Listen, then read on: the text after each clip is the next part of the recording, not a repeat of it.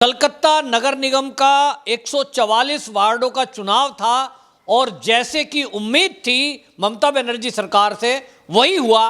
भारी हिंसा हुई, बूथ कैप्चरिंग हुई, बमबाजी हुई और बीजेपी के कार्यकर्ताओं को मारा गया। और बीजेपी ही नहीं, कांग्रेस और कम्युनिस्ट के जो कैंडिडेट थे उनके साथ भी हिंसक घटनाएं हुई हैं। और आपको बताएं, सबको लेकर के बीजेपी की तरफ से कलकत्ता हाई कोर्ट में एप्लीकेशन डाली गई थी और यह कहा गया था कि क्योंकि विधानसभा चुनाव में कलकत्ता के अंदर भारी हिंसा हुई थी, हमने देखा कि चुनाव के बाद भी लोगों के घर जलाए गए थे, वहां दंगे हुए थे और लूटपाट हुई थी, बमबाजी हुई थी। और इस सब को लेकर भारतीय जनता पार्टी की तरफ से एक एप्लीकेशन लगाई गई थी कलकत्ता हाई कोर्ट में और यह कहा गया था, चुनाव आयोग को भी एप्लीकेशन दी गई थी कि यहाँ जो है केंद्रीय सुरक्षा बलों की नियुक्ति की जाए, क्योंकि जो वेस्ट बंगाल की पुलिस है वो टीएमसी के प्रभाव में रहती है और वो फेवर करेगी और अपराधियों पर कोई कार्रवाई नहीं होगी। भारी संख्या में बूथ कैप्चरिंग हो सकती है, ये उम्मीद जताई थी। लेकिन कलकत्ता हाई कोर्ट की खंडपीठ ने बाकायदा वो एप्लीकेशन को रिजेक्ट कर दिया और ये कहा कि ये चुनाव आयोग का मैटर है, ये चुनाव आयोग को देखना है कि उसको व्यवस्थाएं कैसे करनी है। हालांकि कलकत्ता हाई कोर्ट ने चुनाव आयोग को टिप्पणी की थी और ये कहा था कि शांतिपूर्वक तरीके से आप चुनाव को संपन्न कराएं। लेकिन चुनाव आयोग जैसे कि लग रहा है कि सारा कुछ जानने के बावजूद भी वो इस मुद्दे पर मौन रहा और बीजेपी की ये बात नहीं सुनी, केंद्रीय सुरक्षा बलों को नहीं लगाया गया और ये कहते हुए इग्नोर कर दिया कि ये एक अलग परंपरा पड़ेगी। अलग परंपरा अलग जगह के हिसाब से अलग होती है भाई। अभी आप देखिए कि जम्मू कश्मीर में जब चुनाव हुआ तो चाहे वहाँ ग्राम सभा के चुनाव हुए, डीडीसी के चुनाव हुए, उन सब में केंद्रीय सुरक्षा बल लगाए गए थे, क्योंकि वहाँ आतंकवादी घटनाएं और हिंसक घटनाएं लगातार होती हैं। और इसलिए आज पश्चिम बंगाल भी कश्मीर जैसी स्थिति से अलग नहीं है। फर्क केवल इतना है कि कश्मीर के अंदर जो अल्पसंख्यक हिंदू है उनकी संख्या मामूली है, वहाँ कश्मीर वालों को कश्मीर वाले ही मारते हैं, आतंकवादी पाकिस्तान से आते हैं। वेस्ट बंगाल के अंदर वहीं के स्थानीय लोग लोकल बम बनाते हैं, लोकल हथियार रखते हैं और आपस में एक दूसरे को मारते हैं। और विशेष तौर पर आपको बताएं, आज की डेट में बेशक चाहे जो सीपीआईएम के कैंडिडेट हैं उनके ऊपर कुछ हमला हुआ है, कांग्रेस के कैंडिडेट पे हमला हुआ है, तो आज हल्ला कर रहे हैं। कांग्रेस ने तो ये तक कह दिया है कि ये नगर निगम के चुनाव दोबारा होने चाहिए। अब देखना है चुनाव आयोग इस मुद्दे पर क्या फैसला करता है। लेकिन आपको बताएं, अमित मालवीय ने एक वीडियो ट्वीट किया और वीडियो ट्वीट करते हुए दिखाया कि चुनाव आयोग ने केवल सीसीटीवी लगाने का आदेश दिया था और सीसीटीवी लगाकर ये कहा था कि सभी बूथों पर सीसीटीवी लगाए जाएं ताकि बूथ कैप्चरिंग और हिंसा को नजर में रखा जाए। लेकिन अमित मालवीय ने एक वीडियो ट्वीट किया और उसमें साफ साफ दिखाई दे रहा है कि टीएमसी के लोग कमरे के अंदर घुसते हैं, बूथ के अंदर घुसकर वो जो सीसीटीवी कैमरा चुनाव आयोग की तरफ से लगाया गया उसको सबसे पहले आकर स्टिकर से ढक देते हैं। उसके बाद क्या किया होगा हम सब जानते हैं। और ये जो घटनाएं हुई हैं, इन घटनाओं में बीजेपी के जो कैंडिडेट थे उनको सपोर्ट करने के लिए भारतीय जनता पार्टी के जो नेता हैं वो बाकायदा जब वहां बूथों पर जाते उसके पहले ममता बनर्जी की पुलिस ने उनको हाउस अरेस्ट कर दिया।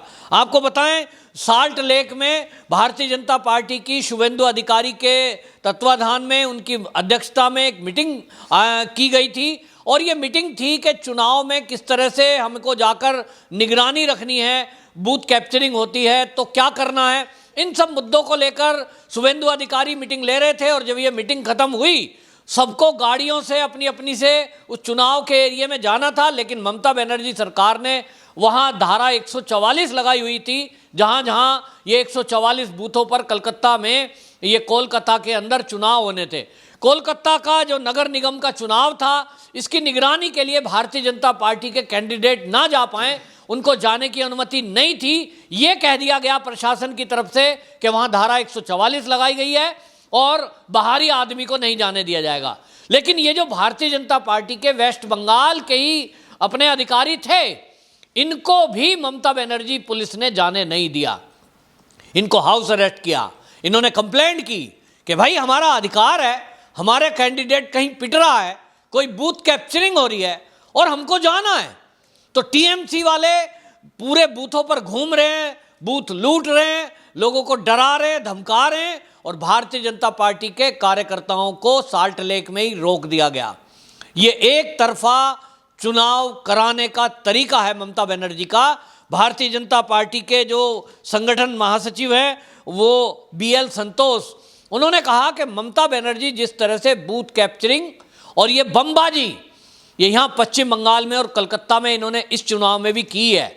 विधानसभा चुनाव में सबने देखा कितने बड़े पैमाने पर हिंसा हुई, और वो हिंसा तब हुई जब केंद्रीय सुरक्षा बल भी मौजूद थे। लेकिन क्योंकि दायरा बड़ा था, पूरा पश्चिम बंगाल में चुनाव हो रहा था, वहाँ रोहिंग्या और घुसपैठियों ने किस तरह का वहाँ कत्लेआम किया, लूटपाट की, आगाजनी की, उसको देखते हुए ही कहा जा रहा था कि पश्चिम बंगाल में सब कुछ ठीक नहीं होने वाला है। कोलकाता के नगर निगम के चुनाव में पहले से ही केंद्रीय सुरक्षा बलों की इसीलिए मांग की गई थी। तो जो बीएल संतोष हैं उन्होंने कहा कि भाई ये जो है ना ममता बनर्जी इसी तरह त्रिपुरा में कराना चाहती है कि त्रिपुरा में भी और गोवा में भी ये इसी तरह हिंसा कर लें। तो त्रिपुरा में हमने देखा मस्जिद को जला दिया गया, ये कह कर के फर्जी न्यूज़ फैलाई गई, उकसाया गया। और त्रिपुरा के मेरे एक मित्र हैं, उनसे बात हो रही थी, वो कह रहे हैं कि जो बॉर्डर एरिया है, इस बॉर्डर एरिया में त्रिपुरा में भी बड़ी साजिश के तहत जो बांग्लादेश के घुसपैठी हैं उनको वहाँ बसा दिया गया है। और एक तरफ से वो इस तरह से बसे हुए हैं कि वहाँ बाकायदा कोई गतिविधि अन्य किसी की होने नहीं देते।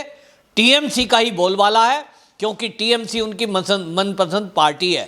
टीएमसी ने ही उनको यहाँ एंट्री कराने में मदद की, उनके फर्जी दस्तावेज बनाने में जिन्होंने मदद की उनके संबंध टीएमसी से हैं।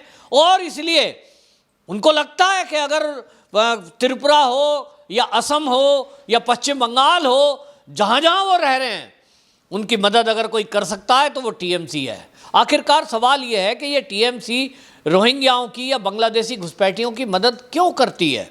तो इसका जवाब आप देखना चाहते हैं तो विधानसभा चुनाव जो हुए थे पश्चिम बंगाल के उसको देखिए, लोकल लोग आपको बताएंगे।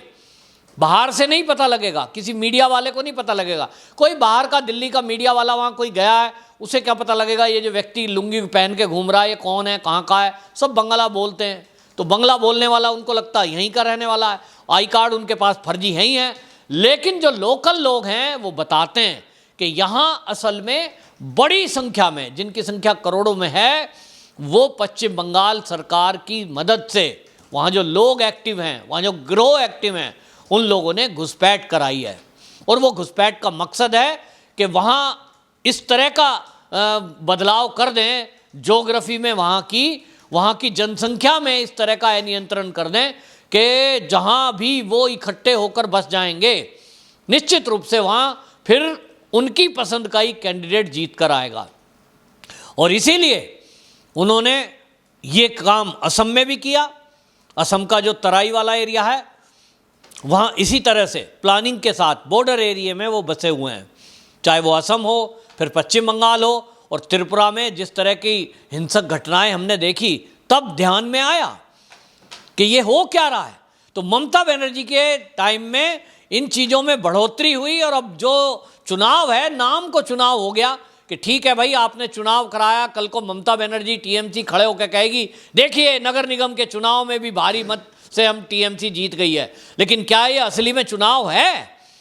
अगर आप उसकी वीडियोस देखेंगे तो आपको पता लगेगा जिस तरह से विधानसभा के चुनाव में पश्चिम बंगाल में हिंसा हुई थी, उससे उसी तरह की हिंसा अब भी हुई है। आपको बता दें वहाँ वार्ड नंबर 43 है, वार्ड नंबर 23, वार्ड नंबर 22, इन सब में बूथ कैप्चरिंग हुई है, बमबाजी हुई। और आपको बताएं ये जो वहाँ जाकर के चुनाव में बीजेपी के कार्यकर्ताओं ने वीडियो वायरल किए हैं, किस तरह से वहाँ हिंसक घटनाओं को अंजाम दिया गया है। जगदीप धनखड़ जी जो कि राज्यपाल थे विधानसभा चुनाव के टाइम में, किस तरह से उनको टारगेट किया गया था, उन्होंने भी अपना वोट डाला और उन्होंने भी शंका जाहिर की थी। उनको भी शंका थी, क्योंकि उन्होंने देखा है पश्चिम बंगाल का जो विधानसभा का चुनाव है। उन्होंने कहा कि मैं उम्मीद करता हूं कि ये चुनाव आयोग जो है ठीक से चुनाव कराएगा। लेकिन नगर निगम के चुनाव में जिस तरह से चुनाव आयोग एक तरह से मौन रहा और टीएमसी की गुंडागर्दी और बूथ कैप्चरिंग पर कोई कार्रवाई अभी तक तो की नहीं है, तो भारतीय जनता पार्टी के कार्यकर्ताओं ने भारी विरोध किया, बाकायदा इसके प्रदर्शन करने का प्रोग्राम बनाया। लेकिन यह भी देखने में आया कि पश्चिम बंगाल सरकार, ममता बनर्जी की पुलिस, वो जो भारतीय जनता पार्टी के कार्यकर्ता बूथ कैप्चरिंग की शिकायत कर रहे हैं, वो हिंसक घटनाओं की शिकायत कर रहे हैं, उनके साथ मारपीट हुई है उसकी शिकायत कर रहे हैं, और अगर वो इसकी शिकायत लेकर थाने पर प्रदर्शन कर रहे हैं तो वो कह रहे हैं धारा 144 लगाई हुई है हमने, इन्होंने धारा 144 तोड़ी है, इसलिए बीजेपी के कार्यकर्ताओं को उठा के ही जेल में डाल दिया। ये और काम हो गया है। ये पहले से ही सोची समझी रणनीति ममता बनर्जी की रही। उनको पता था शायद कि जब हिंसा होगी, बूथ कैप्चरिंग होगी, तो बीजेपी के कार्यकर्ता प्रदर्शन करेंगे, और इसलिए, और ये भी आरोप लग रहा है बीजेपी के कार्यकर्ताओं की तरफ से कि ममता बनर्जी का जो इंटेलिजेंस है वो गुंडों को पकड़ने में नहीं है। बीजेपी के कार्यकर्ता किससे क्या बात कर रहे हैं, उनके फोन टेप होते हैं, और इसीलिए देखिए पुलिस की पहले ही तैयारी है कि चुनाव की हिंसा के विरोध में जो प्रदर्शन कर रहे कार्यकर्ता हैं उनको उठा उठा के जेल में डाल दिया। इसका मतलब तो यह है कि आप बोलने भी नहीं दोगे, और मीडिया में तो आने का सवाल ही नहीं है। हाँ, कुछ कुछ वीडियो जैसे हमने विधानसभा चुनाव में देखी थी, कुछ वीडियोस वायरल हुई हैं, वो हैं जो बीजेपी के कार्यकर्ताओं ने अपनी जान हथेली पर रखकर वो वीडियो शूट किए हैं, और वो सोशल मीडिया के माध्यम से दिल्ली तक पहुंची हैं, बीजेपी के कार्यालय तक पहुंची हैं, वो वायरल हो रही हैं। वरना आप देखिए इस हिंसा में आपको मेन स्ट्रीम का मीडिया चैनल जो खोजी पत्रकारिता भी करते हैं वो कहीं दिखाई नहीं देगा। इस हिंसा पर कोई बात नहीं कर रहा। तो ममता बनर्जी की दहशत और टीएमसी के गुंडों की इतनी वहां दहशत है कि मीडिया में भी ये कोई कवरेज नहीं आएगी। हाँ, रिजल्ट आ जाएगा। टीएमसी ने भारी बहुमत से वहां सरकार बनाई, उसने नगर निगम पे भी अपना परचम लहराया, ये खबरें जरूर आएंगी। जबकि इस तरह का चुनाव, इसका कोई मतलब नहीं है।